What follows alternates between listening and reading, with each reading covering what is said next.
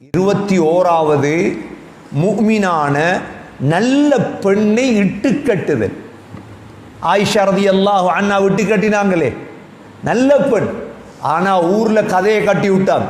ஆயிஷா ரலியல்லாஹு கதையை கட்டினாங்களே இல்லையா, விபச்சாரி என்று. பெரும் பாவம் சொல்லிடப்படாது. பரிசுத்தமான பெண்கள், பரிசுத்தமான பெண்கள். 22வது பெரும் பாவம் கனிமத்தில் மோசடி செய்தல். அது இப்ப இல்லை, யுத்த காலத்தில் கிடைக்குது பொருள், இதை ஒரு ஆள் அப்படியே சுருட்டுறார். நபியுடைய காலத்தில் ஒரு மனிதர் கர்கரான் ஒரு மனிதர் இருந்தார்.